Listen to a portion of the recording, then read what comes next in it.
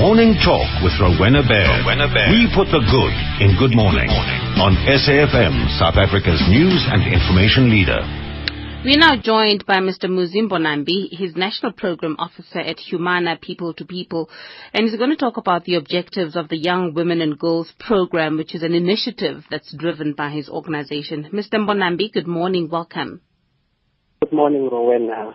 Good morning, and I must thank you for inviting us on such an important day. Very important day it is indeed. And earlier on when I opened up, I said, I guess it's a bittersweet day. Bittersweet because we still, we talk about anti-violence against women campaigns, but the violence continues. It continues unabated, and people seem to be violating women with such impunity in this country because, what happens after violating a woman or beating a woman or raping a woman.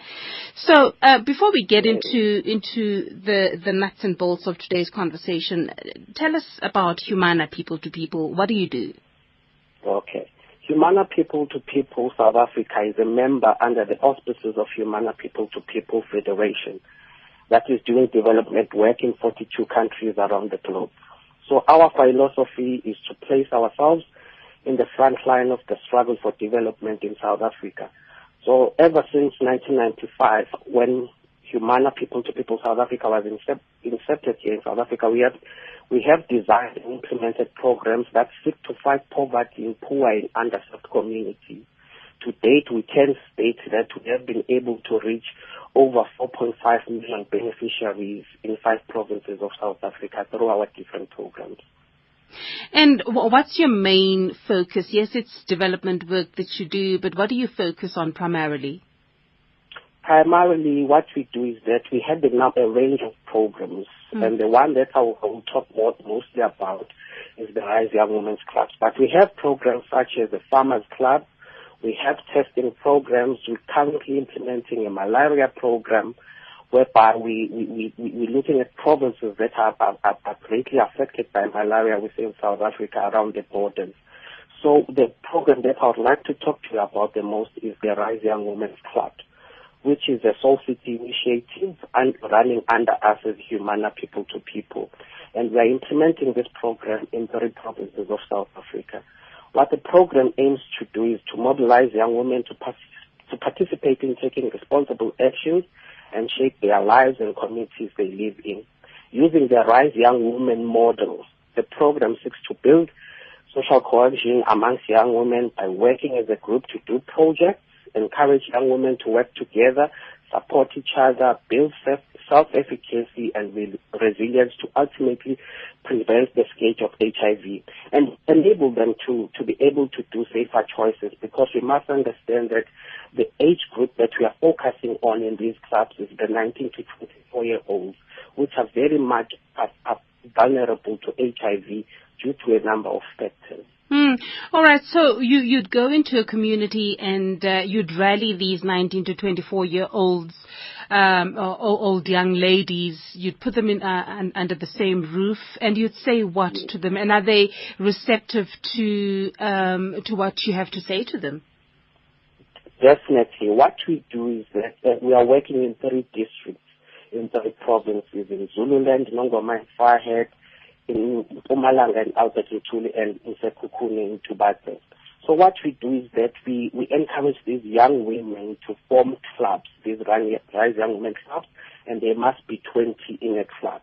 What we bring for the effective functioning of this club is a qualified social worker who is at their disposal 24/7, I must say.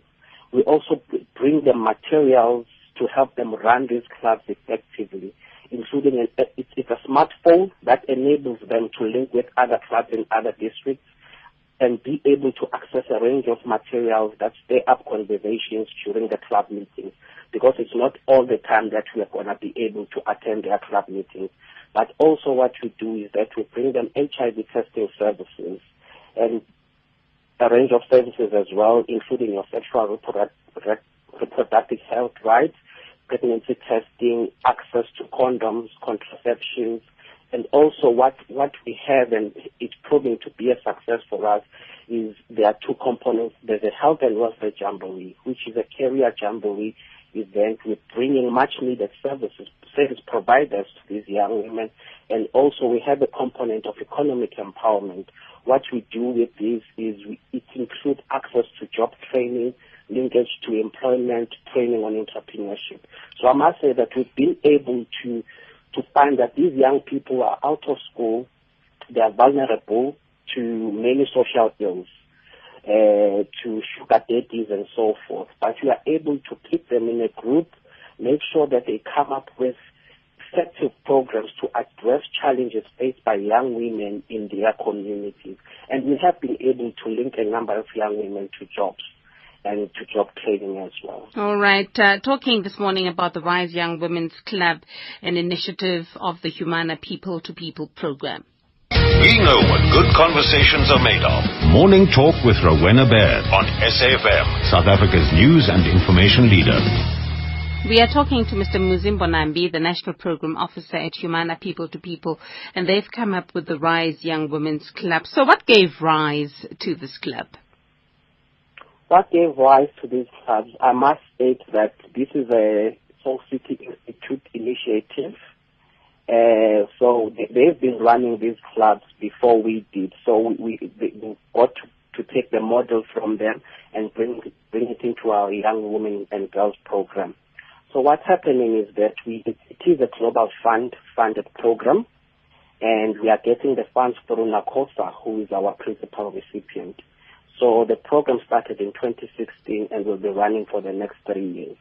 What gave rise to it, I guess it was mainly looking at the prevalence rate of HIV around the ages of 19 to 24, and seeing also the high unemployment rate around that age, that these young people, okay, they are able to go to primary school, high school level, and then after high school, if there are no funds to further your education, what do they do?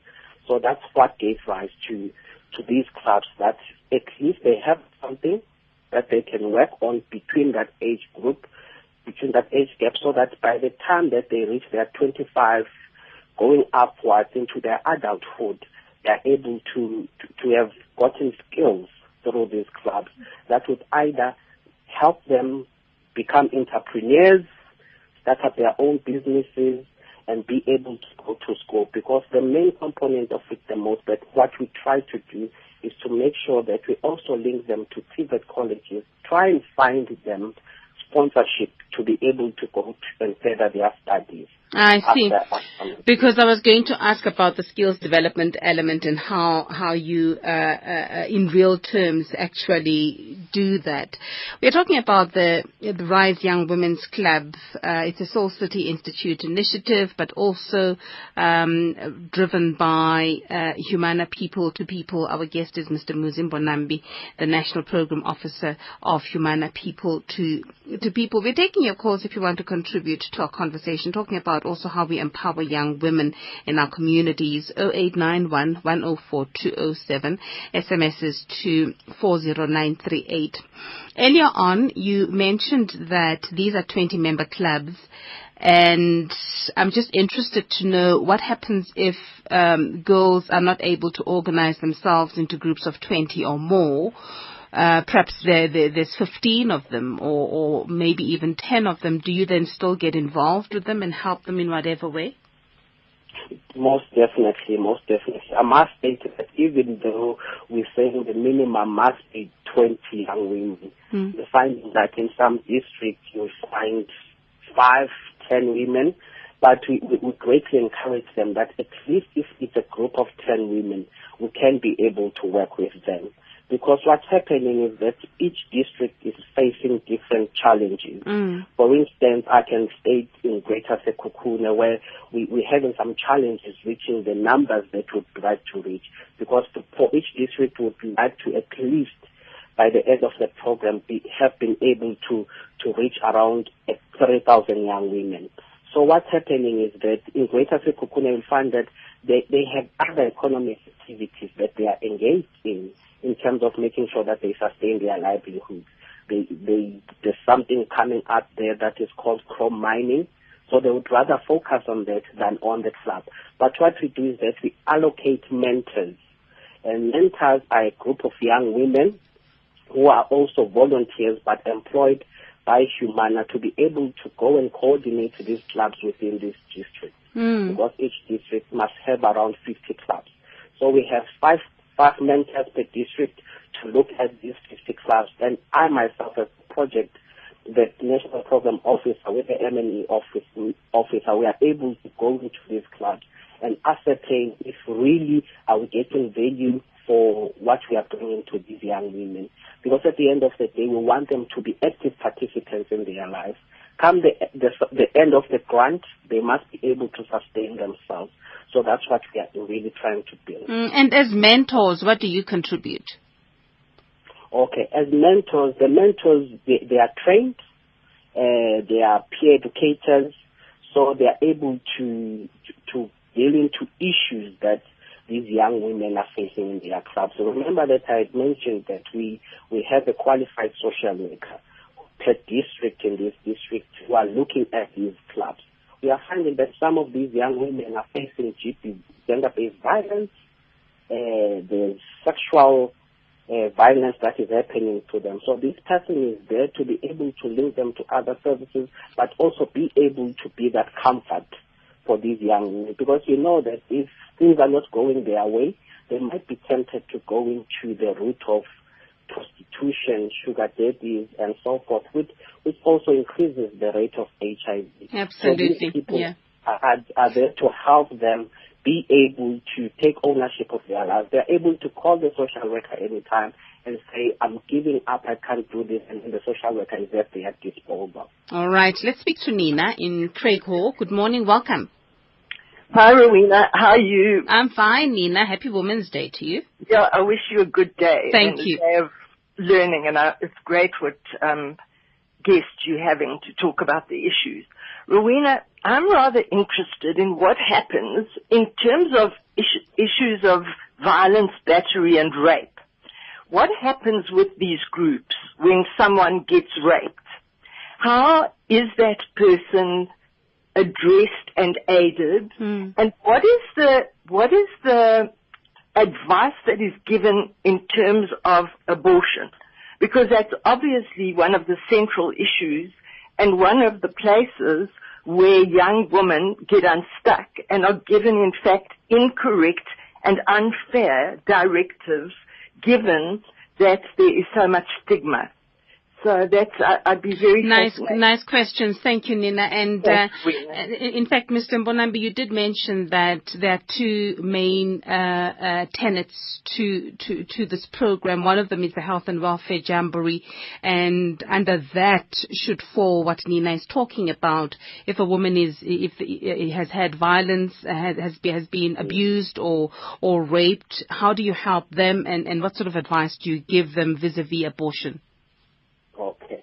I guess where I'll start is that with these clubs, we are trying to create safe environments for these women to be able to open up and talk about issues within that particular group. So if somebody happens to have faced rape or so forth, we always say that, you know what, there's that confidentiality with this person who is our social worker. So that's the first person to contact. But from there, we make sure that all the proper channels are followed, because we must know that the victim must get assistance from the health facility, from the police, so those linkages are there. And also on the issue of abortion, I guess we know that we do have laws that allow young women to be able to take up this choice. But one of our critical elements of this program is to encourage these young women to abstain. If you are not able to abstain, use the contraceptives, the best one being your condoms. So we make sure that there's availability of both the female and the male condoms for these young women. We know that these are issues that we can't run away from, but if a case of abortion comes up, we say that won't try and bring the morality of it and say it's bad, you shouldn't do it. No, we know it's something that's happening. You just give them the options, yes. Yes. We just give them the options. All right. Talking to Mr. Muzimbo Nambi, National Program Officer at Humana, People to People, about the objectives of the Rise Young Women's Clubs across the country. There's no such thing as small talk. Morning Talk on SAFM, South Africa's news and information leader. We're finding out more about the Rise Young Women's Clubs all over the country. So, Mr. Mbonambi, how does one identify a club in their region? If you're interested and you'd like to join a club, how do you know where they are and how do you find them? Okay. So what's happening basically, since this is a global funded program, there are different principal recipients to the funding. So as we are getting the funding through NASOSA and we are implementing in Zululand, as Greater Kukune and Hasibande, what we do is that we try and make sure that within the youth centers in these areas, there's our presence. But also, there's a kit that these young women wear. So it could be a Rise Young Women's Club t-shirt. So if you're able to spot a lady in your community wearing such a t-shirt, you can be able to approach them and ask them about the program. But we do try as much as possible to make sure that we have relationships with local leadership, being your councillors and your faith-based and so forth, to make sure that they also spread the word around these communities we serve, that there is this program and it's beneficial for them to be able to attend. And then we also make sure that we have presence on social media and through our Facebook page, which is Humana People to People South Africa, and also on Twitter we are at Humana SA. So young people, whoever is interested in knowing more about the program, can be able to go into those platforms and talk to us. And then I don't know if No, go ahead. Yeah, I just wanted to say so that I know that there's an interest from young women out there who always want to get in touch with us. They are also welcome to call our office line 011 66075. Oh, please, that line is crackling. Please give us that number again, Mr. Mbonambi. Sorry, it's 011 664 6075. And then we'll be able to link them to the different districts that we are serving. And with regards to their individual programs, these different clubs, do they come up with the program themselves? Do they come up with their agenda? And obviously the agenda has got to fit in with the grander and bigger objectives of Humana People to People, or do you impose an agenda on them? No. What we actually do is that we, after making sure that we have this group of young women, we want them to take ownership of the program. What we do is that we give them a guide on how to run these clubs, because there are materials that also stir up conversations within these clubs. So they are offered these materials on a monthly basis, but also they are able to access these materials through the cell phone app that was created by Soul City, and then they get those materials. But we do not impose any programs on them. It's all up to them what is it that they would like to do. If we make sure that if they want to create events for their community, it's up to them. We make sure that we try and support those financially. It doesn't happen all the time, but there are some finances to help them be able to help their initiatives that they are coming up with. So there's no imposing on anything. The ownership is on them. Onus is on them to make sure that they do what they feel is right for their community. And how often do they meet with their mentors? They meet with their mentors once or twice a month, but we make sure what we encourage them, because we know that they are at that age where it's not easy to meet all the time, but we do encourage that every month each club must have a sitting, and then they must have an agenda, they must talk about whatever. And interestingly enough, we are finding that some clubs are meeting for more than once a month, some meet for 5 times, so which means, and at the end of the month we do get a report from the mentors, including the meaning of what was talked about. So there really is this problem coming up in these young women. So they are Oh dear. this is one. Okay, that line is failing us towards the end of our conversation, Mr. Mbonambi. I'm really hoping that it can hold steady until 10 o'clock. But when we talk about girls, in many instances, we would talk about and the challenges that girls face. We talk about the fact that many young women, many girls have a difficulty with their body image. They don't have a healthy body image, and it would just be interesting to know if you address issues like that and what you actually tell these young women in order for them to grow up as these strong and assertive women that we want them to be. Yes. So we know that that's a difficult topic on its own. So what we try and do is that we within these clubs we try and bring key figures within their communities. It can be a woman who has faced abuse. It can be a woman who's fully figured and whom some consider to be not pretty because they are not skinny.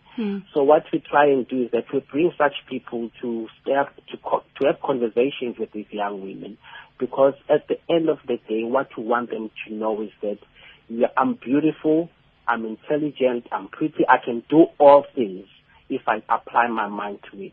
So that's basically the method. So bringing these people in to speak with these young women, we know that it has had an impact, because also these young women are not just kept within their communities. Quite recently, there was a National Youth Conference in Durban, and some of these young women were able to attend that conference. So if they are able to move from their communities, because we are operating in deep rural communities of South Africa, we do take them out of their communities to go and explore other avenues. And through that, they are able to see that it's not just about being pretty, it's about making something of your life. Yeah, absolutely. And how do you translate that to an individual family? Because in a home, you may or may not be able to bring in those role models who are fuller figured or whatever. So, how do we as parents then translate what you're saying to how we raise the girl child? Mm-hmm. One of the things that is happening is that the society then has damaged some of these issues, but part of this program, we do have other partners within this grant. There are partners who are dealing with teen parenting program. There are partners who are dealing with parents who are part of these clubs, parents who are for young women who are part of these clubs to be able to attend that parenting program. There's a teen parenting and then there's a parenting program whereby they are able to go and they are guided as parents, not just to say they are told how to raise their kids, but basically how to understand the mindset of a young person. Because it might be different. We are living in an era, we are dealing with born frees here. So these born frees are seeing a whole technology. Technology is also another issue that is damaging. You see people being pretty on Instagram and you feeling that they are living their life, not knowing that, there's filter, there's 1, 2, 3, 4, 5. So we try and tell parents that, it starts with you. Encourage your kids. Be able, even if you know how bad the situation may be, your homing environment may be, encourage them, tell them how good they are, and be able to look at other avenues to explore and make sure that they get a proper upbringing. Thank you very much. That's not always the case. It's been a pleasure chatting to you, Mr. Mbonambi, National Program Officer at Humana People to People, talking about the Rise Young Women's Club. If you want to find out more, you can call them on 011 664 6075. After the news at 10, we're going to have Workers on Wednesday, and we'll talk about South Africa facing huge job losses, employers preparing for retrenchments, that and more coming up after the news at 10 with Kirat Lala.